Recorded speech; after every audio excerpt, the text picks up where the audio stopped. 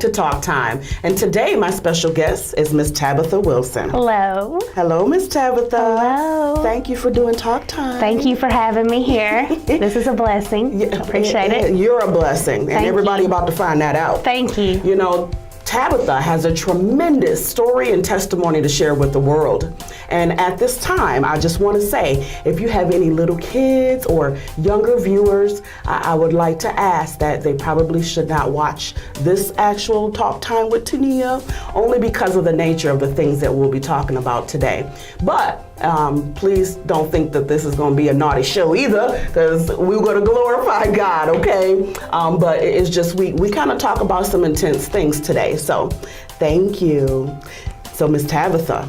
Yes. Again, welcome. Thank you. I'm super excited to have you, and I cannot wait for the world to know everything that God has done with you. Amen. Yes. So can you tell me, can you start us off with kind of talking about things that happened when you were young? Okay, well, it all began, I was 3 years old, and I actually lost a little brother to sudden infant death syndrome. This was something that destroyed my family. It broke us apart. My parents was workaholics, and my dad, because of it, started being affected by it mentally. And he began drinking, going out and staying out all night, doing things behind my mom's back. And unfortunately, our family went into a downward spiral from there. My mom, she was always busy, and she focused on her job. So she didn't have a lot of time that she could spend with me. I spent more time with my mama than I did my parents. And from there, it just went pretty left field for my family and our life. Unfortunately, through the events that happened, my father had began just mentally and emotionally going crazy. But at the same time, they wanted me to keep an image, a family image that was supposed to be more of a perfection and not show the flaws that our family really had. So I tried to do that, and especially for the sake of school and friends and things like that. My mom and dad would argue and fight all the time, and my dad called himself a preacher at one point in time. He would go to the church, he would preach, and as he was giving his message, I would sit and think, like, what was happening at home was not what he was saying on the pulpit. And basically it was just two different people. It taught me to be fake in life. And when I turned 9 years old, my mom had began sleeping on the couch. I slept with my father because I was always scared to sleep in my own bed. I was a very nervous child, of course, because of the events that had happened with my brother and other things. So going to bed with my dad every night, you know, some people might look at it funny, but back then it wasn't. I was asleep, and I was awakened to my father's hand down my panties. Unfortunately, I was scared. I didn't know what to do. I didn't want to move. I kept silent. I didn't know what was happening. I didn't understand it. But my father fondled me. And the next morning when we had woke up, he never acted any different. There was nothing that he was showing any kind of, you know, anything out of the ordinary. It never happened. So I kept quiet out of fear of something taking place that I didn't want to happen, him going to jail or my mom just going off the deep end. So I wanted to keep trouble down. I just kept quiet. I wasn't aware of the wrongdoings. I felt like it was wrong, but I didn't know. So I had went to school, acted normal, didn't know what to expect that night, and it continued for a little over a year. The same thing continued, nothing changed. He thought he would only do it when he thought I was asleep. However, I would stay up and wait for it. I expected it. I got used to the feeling. One morning, randomly, he had got up and he said, "Sis, you can't sleep with me no more. You're gonna have to sleep in your own bed." And I was confused, I was hurt by it, and I was like, why? Like, I'm too scared to sleep in my own bed. Like, I don't want to sleep in my own bed. But I had to because my mother had returned to her bed and he didn't want that secret to get out. Or maybe it was the temptation of doing it again and with her in the bed. So unfortunately, I was left to sleep on my own. I would stay up late and I would watch pornography. I would look at dirty magazines and I would touch myself. I realized that I was acting out and it was a feeling that I couldn't shake. It was something that had control of me. So then it went a little bit further and I started going to the park and I allowed the older boys that was at the park to touch me, do things to me, and basically the same thing that my dad had done. And it continued to grow.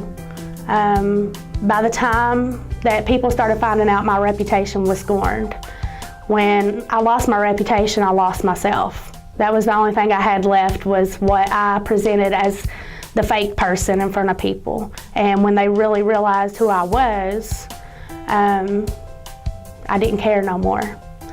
So my 8th grade summer, I was drinking and doing drugs heavy. I snorted pills, Lortabs, Percocets, anything I can get my hands on. I was averaging 10 a day, sometimes more, just whatever I can focus on getting. And I was hanging out with much older people.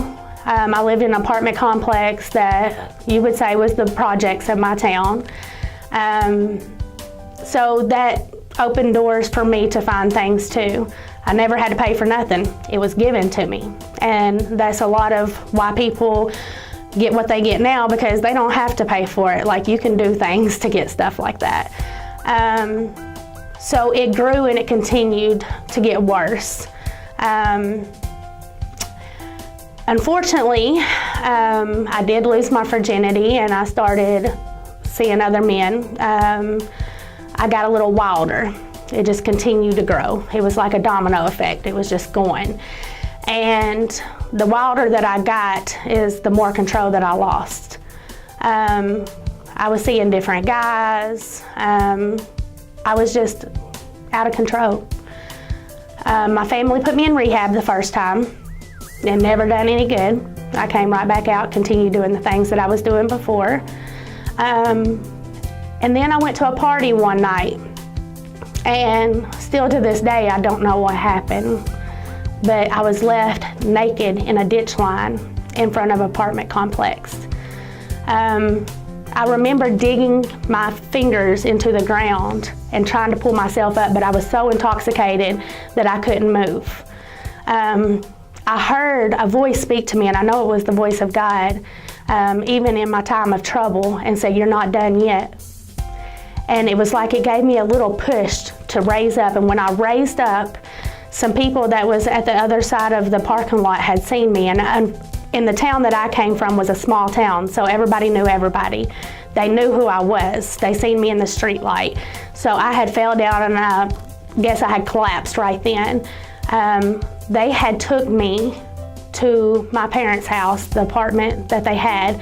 They was at work. They called them and told them that something serious was happening and they needed to get there. Well, apparently my whole family had showed up. They had called an ambulance and I was rushed to the hospital. Upon getting to the hospital, the doctor, I guess after checking me, he didn't think that I was going to come out of it. He didn't think that anything was going to change. I had so much alcohol intoxication and drugs in my system that I should have been dead. By the grace of God, I came back to my conscience. And when I started looking around, I seen bright lights around me. And immediately my family was trying to talk to me and just try to get me to respond. And the doctor had came in and he said, "You are a miracle." He said, "You should not even have your eyes open right now." He said, "Because of this," he's like, "you're gonna have to either go to rehab or juvenile detention center." He said, "I'm giving you two choices." He said, "For you to be so young, you should not be in this kind of condition." So I had already been to rehab once. Then I was a hothead and I didn't care about nothing in life. I didn't even care about myself. So of course I had an ugly response to him and I chose rehab. It was the easy way out. So the next day we went to rehab and I was manipulative, I was very conniving, and I could get by with just about anything. So I got out within a month on good behavior. And I made it look like, I was A-okay. All I was worried about was going back and getting over the withdrawals that I was going through and, get my medicines that I needed. So I went right back and began doing it again. From there, my family, just so many events had took place and my family had pretty much given up. My mom came to me and she said, Tab, I want you to go to church with me. And this was a surprise because she wasn't actually in church at the time. My aunt was, she was a member of the praise team. But she's like, I want you to go to church. And I was like, go to church for what? And she said, because, she said, something's got to help you. She said, and obviously nobody else can, but God can. So that Sunday, I went to church with her. I was high. I took my best friend with me. And I sat back on the back pew, I laughed. I didn't care that I was there. I was just there to make her happy. And she kept telling me, she's like, there's this new family who has took over the pastoralship of the church, and I really think you're going to enjoy them. She's like, you're not going to fall asleep. She's like, this is something that is really going to be good for you. She's like, it's going to be a change. It's going to be different. So I just sat back there and I just laughed. And suddenly the doors opened.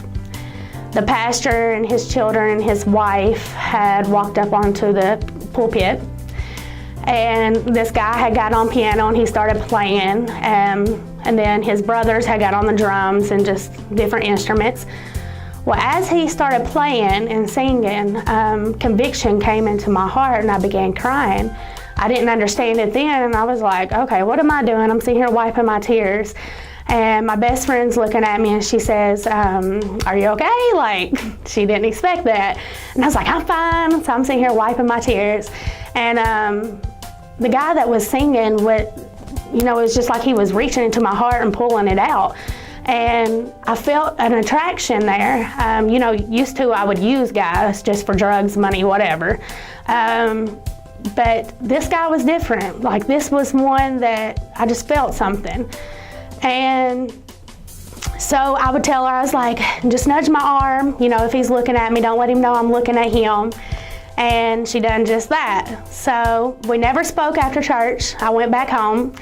And the next Sunday I didn't go. My aunt calls and she's like, so that guy that is on the piano, he asked about you. And I was like, so what? Like, he asked about me. I didn't want her to know either.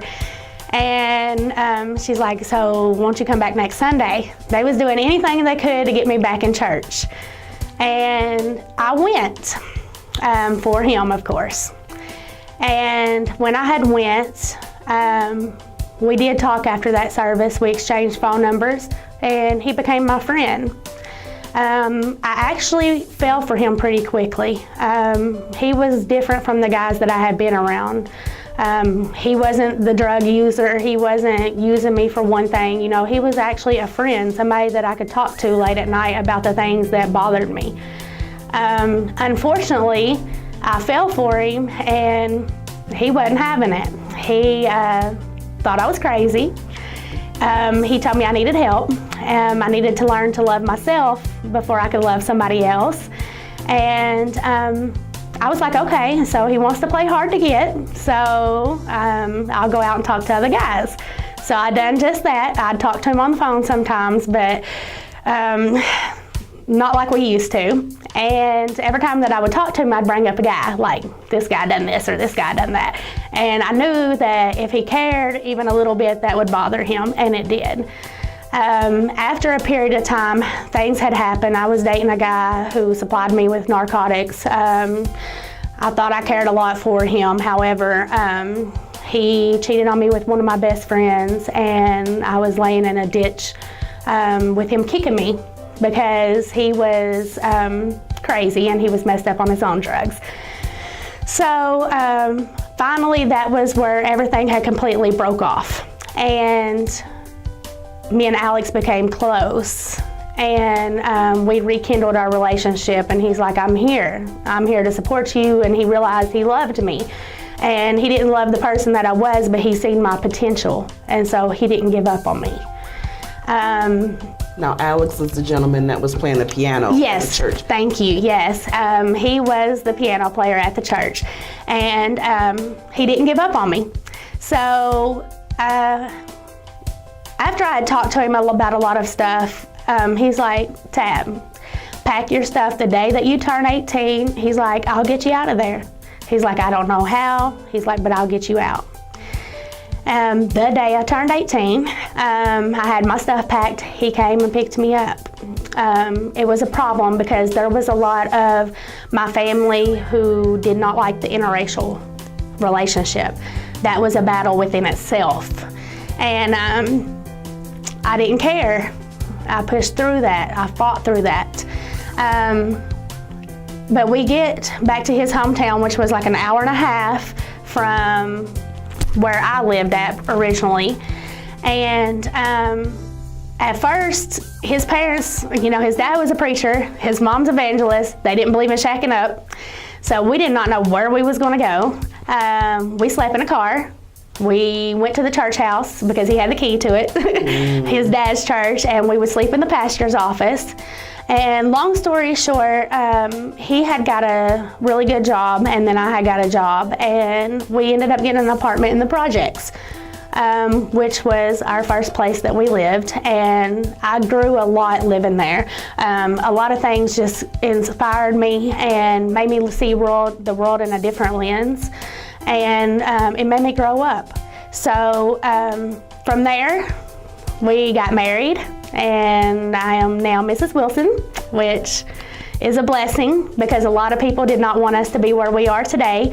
I had a bad name in the church, of course, and they thought I was just going to tear him apart. So people tried to block our relationship from happening. But God, what God has ordained, let no man tear apart. And our wedding was very emotional, very spiritual. After the wedding, 6 months later, we got pregnant. I wasn't supposed to be able to have kids. This was the other blessing that God had give. We got pregnant and found out we was having a little girl. When we found out we was having a little girl, my past came back to me. It started affecting me again. And I was like, I have to protect her. And I knew that to protect her meant isolating her from the people who had harmed me. So my mother, none of my family knew about what had happened. This was a dark secret that I had kept for years. And I called my mom after talking to my husband, and I was like, Mom, I need to talk to you. And she's like, sure. Like, she was so excited about her grandbaby and her grandbaby staying with her and stuff like that. But what she didn't realize was that that wasn't going to happen. And I called her. She came to my house, and she sat down with me. And I was like, just take a deep breath because this is going to bother you. But I just want to be real with you right now. So I told her everything that had took place. And immediately, she was like, oh my gosh, like, I knew something was wrong. For you to be the child that you was before and just completely change and just be out there like you was, I knew something had to cause that. And she's like, I'm gonna kill him. I'm just gonna kill him. Like, she was just angry. And I really believe she probably would have, but I begged her not to. He was very sick in this time. He had been sick for probably about 5 years at this point. They had gave him 5 years to live. He was on dialysis, taking all different kinds of treatments. He was on oxygen every day. So he had changed. Things had changed over all these years, and I knew he had changed. However, I couldn't take a chance with my own child of something happening because I wouldn't have thought it would have happened then. So I told her, I was like, please just don't. Just let this be something between me and him that we take care of, and you just don't need to say nothing. So it did change their relationship. He didn't know why Mom had changed, but she stopped doing stuff for him. She was just hateful with him all the time, and he did not know why. Like, did not understand why she was doing that, of course. Well, from there, she would come to the house, she would see the baby and stuff like that after we had the baby, and I would take my daughter and see him like he was her papa. He became an awesome papa. I seen him do things with her as far as just playing with her. Even when he was sick, he would push through just to be there. And so that gave me some peace. But then, I started going into a depression. It was a deep depression. I couldn't, every time that he would even touch my shoulder, I would cringe. I couldn't have a relationship with him that I felt was real. And he always acted like, he'd be like, why are you acting like that? Why you gotta be so mean for? But the truth was, he was the reason why I was so mean. And he knew that, but he kept his secret. Of course, he didn't want that coming out. So, I began praying, and I was like, God, just release me from this. Like, just release me. And I was even sick during the time. I would wake up daily sick. I thought it was caused from the depression. I wasn't sure until I started having pains. And I had a vision. It was either a vision or a dream. That I was going to be telling my father on his deathbed that I forgave him. And with him in the condition that he was in, I didn't want that to happen. I wanted closure that I knew I could heal from. Some people don't need that, but I did. And it started welling on my mind. Like, I would dwell on it every day. And so the doctor, I was diagnosed with PTSD. I was given medications, just different stuff, and none of that was working. It was making me worse, to be honest. So I fought. It was a battle. I fought. And soon enough, I had found out that I had ovarian cancer, and I was going to have a total hysterectomy done. The doctor was going to do it immediately. So I went to my father. I told him, I was like, I need to talk to you. I said, what you done to me had caused me to do the things that I done. I said, and it's still affecting me in my adult life. And I said, I'm ready to break these chains. I'm ready to be loosed from it. I'm tired of it. I'm tired of thinking about it. I said, I'm tired of keeping it a secret. And he looks at me, and he looked like he was kind of confused. Of course, he wasn't just going to confess. He's like, I don't remember. And I was like, you don't remember? Like, now's not the time to play no games. You remember. But I need healing from this. I'm the one that suffered from this. And he's like, if I did, I'm sorry. He's like, but I don't remember. And he gets up from his chair and he goes to walk outside while I followed him. And I sat down and I was like, Dad, can you just be honest with me? Like, you've already made everything right with God, but this. Like, anything can happen to you at the drop of a hat right now. It is time to let it go. Like, be honest, be real. I said, I'm not trying to exploit your name. Like, I'm not trying, nothing like that. I said, but the least you can do is just say a sincere apology. And, he struggled with it. He was battling with it. And I seen a tear go down his face, and he was wiping his eyes and stuff like that. He didn't do it. He just kept saying, if I did, I'm sorry. So that wasn't good enough. And I was mad. So I called my husband. I was like, come and get me. Like, I'm ready to go home. So we went back home. And it was about 2 weeks later. He gives me a call and was, sis, what are you doing? I was like, nothing, I'm sitting here. He said, I'm sorry. I said, sorry for what? Because of course I wasn't thinking about it at that moment. And he said, you know what? He said, I don't even have to say, but I'm sorry. And it was sincere. And I felt it. And in that moment, I felt peace happen. I felt a burden being lifted. And we sat and we cried for a minute on the phone, and we talked, and I felt like it was time, like we could rebond, we could rekindle that relationship, and I was looking at God just to bring something out of this. Like, I didn't want to look at the negative. I didn't want to look at what happened. I didn't want to have pity on myself. I just wanted to be freed from what had me bound for so long. And so long story short there, I went and had the surgery done. That's a whole nother story within itself. The surgery was just crazy. But after I had healed up, I started going and visiting my dad and my mom more. And it felt good. We could laugh. We could be ourselves around each other. We had a family, we had a relationship that we had longed for so long, and understanding. And it was like it was washed away. But still, I had not healed. I was freed, but I had not healed. And I was so happy with everything that was taking place. Well, unfortunately, December the 28th, I received a phone call. I'm sorry, November the 28th, I received a phone call. And it was about 3 o'clock in the morning, and my family had said, you need to get to the hospital quick. Your dad's being bagged right now, and it's not looking good. I had received these phone calls so many times before because of his health. So, this time did feel different. Like, I didn't know for sure, but it felt different. So what took an hour and 45-minute drive, I made in 45 minutes in the pouring rain. I get to the hospital, everybody's standing outside.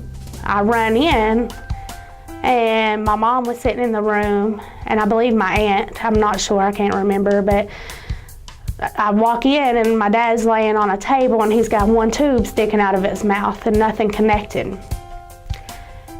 And I start to question, like, why? Like, what's going on? I look, and he's not respirating. Nothing's happening.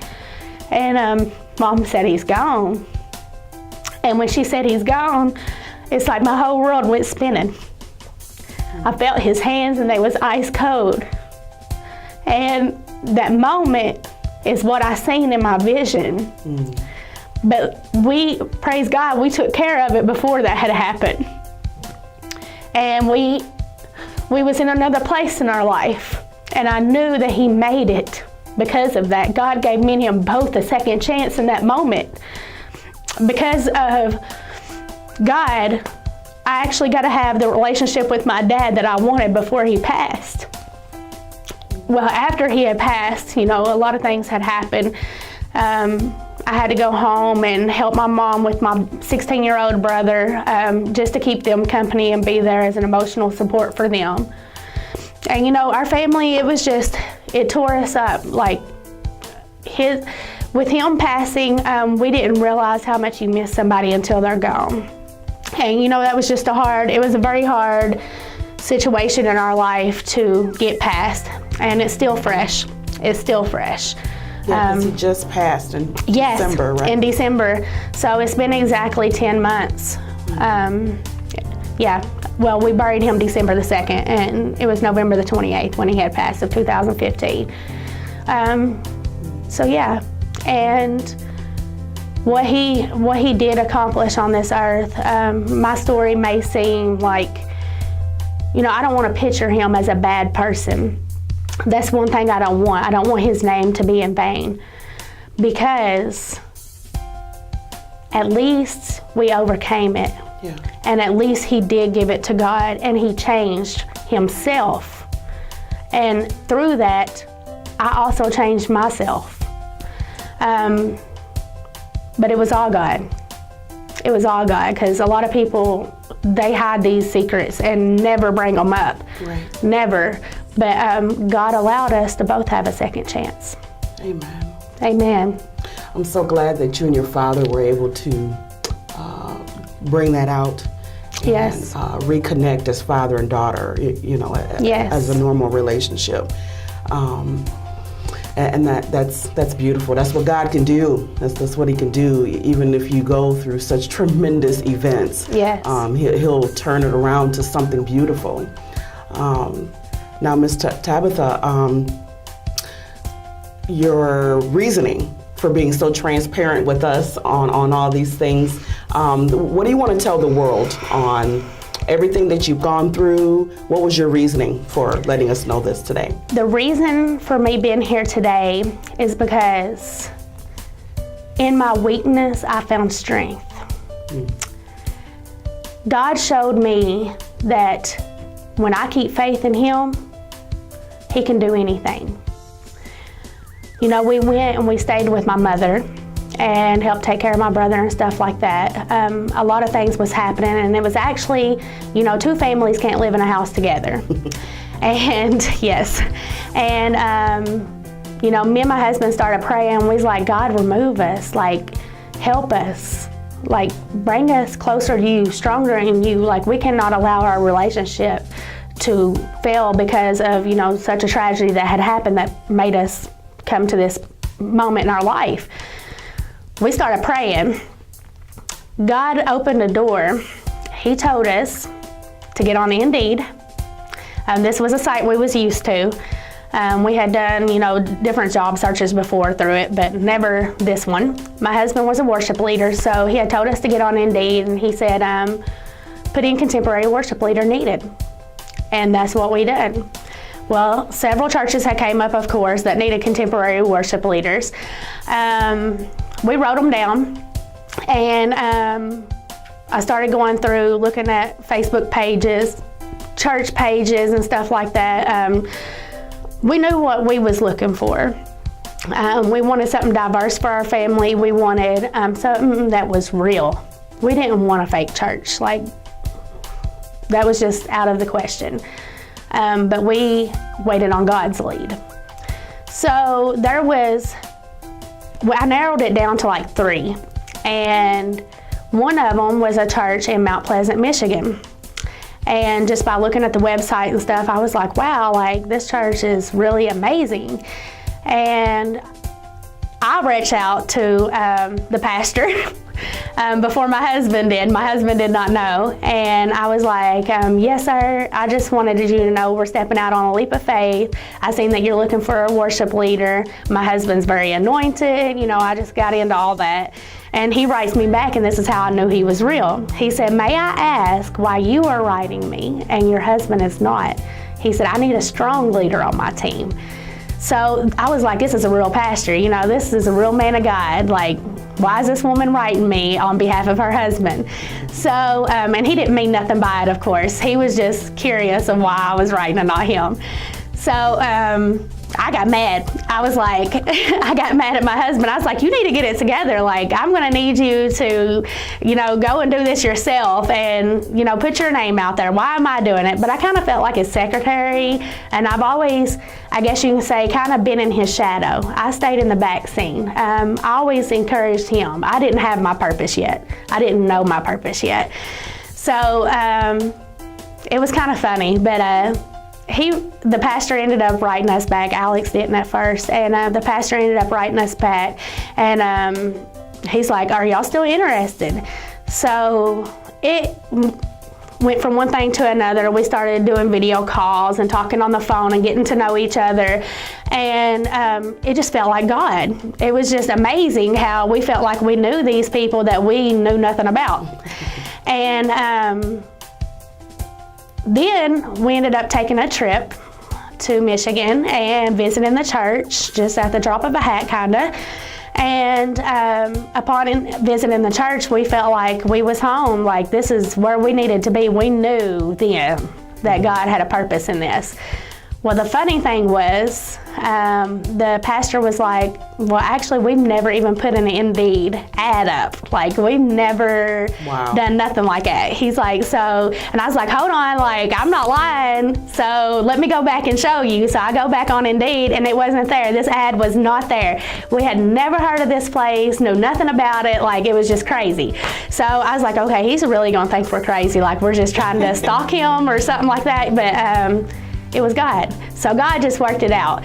Well, my husband was offered the position, and we had went home, and there was confirmation. And Within a couple of months, we had got a house, and everything was just getting lined up before we had came. Well, our car had blew up. We ended up coming up here on a U-Haul. Did not have money to purchase another car. God just blessed all the way through it. That's the only. That's just how I can say it. God blessed all the way through it. We get here from day one. It's been a blessing. We both got jobs. A vehicle came the first week. A man comes up to us, hands us the keys, and said, "God told me to give this to you." It happened. So it was a blessing, and from there, everything has just been untangling, and I have found my purpose. My bishop at Faith Community Church was preaching about finding your purpose, and when he was preaching that, he was talking about your purpose is in your testimony. And I started thinking, okay, God, I hear you. Like, God was speaking to me, and I'm just writing little notes down. So I go home, and God told me to write my testimony out. So here I am writing my testimony, and it turned into 30-some pages. Well, God said, write a book.